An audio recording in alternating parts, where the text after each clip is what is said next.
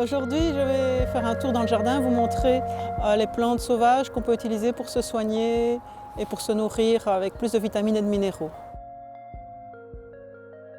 Voilà, ici, on a déjà de la tanésie. C'est une plante qui fleurit jaune. Là, c'est l'automne, donc on ne voit plus très bien la couleur. Ici, on est dans le centre du jardin Mandala, où il y a un rideau de saule. La consoude qu'on peut reconnaître parce que si on touche, c'est vraiment rugueux.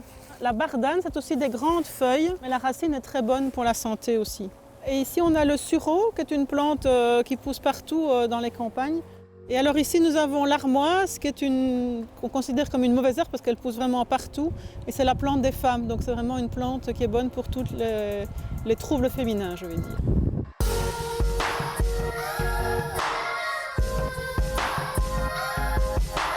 Alors voilà un peu les plantes qu'on a vues lors de la balade. Alors on a le sureau, qui est une plante assez commune, dont les fleurs peuvent être utilisées en tisane et les fruits on peut faire un sirop pour la toux. Le saule, ça c'est vraiment un arbre qui est très présent chez nous. Ceci c'est le saule osier, avec lequel on peut faire des paniers, etc. Mais donc l'écorce de saule est en fait la base de l'aspirine.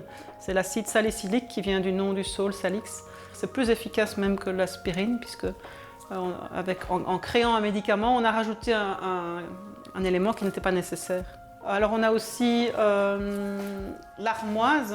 Toutes ces plantes, évidemment, c'est la fin de saison, donc elles sont peut-être plus difficiles à reconnaître. Donc l'armoise, c'est vraiment la plante des femmes. On voit qu'il y a une écorce rouge, c'est une de ses caractéristiques.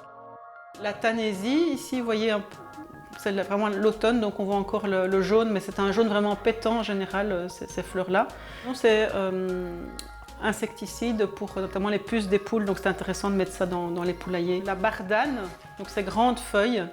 Et là, c'est la racine en fait qu'on mange après la première année, donc c'est maintenant le moment de récupérer la racine. Et la racine de bardane est très bonne pour la santé. Une autre plante qui ressemble un peu, on a la bardane ici, là c'est la consoude. Dont j'ai montré tout à l'heure, vraiment on la reconnaît par son relief. La consoude, si vous la cuisez, vous cuisez les feuilles, ça a un goût de sol. C'est vraiment très bon.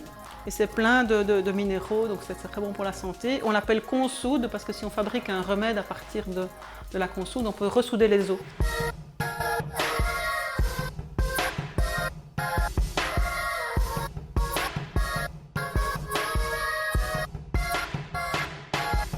Aujourd'hui, je vous ai présenté quelques plantes qu'on trouve aujourd'hui dans le jardin.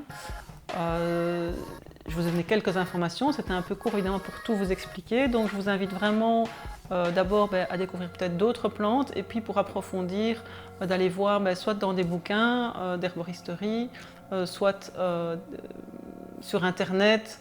Il y a également beaucoup de vidéos sur Facebook ou sur YouTube qui expliquent comment cueillir, comment préparer et surtout les précautions à prendre.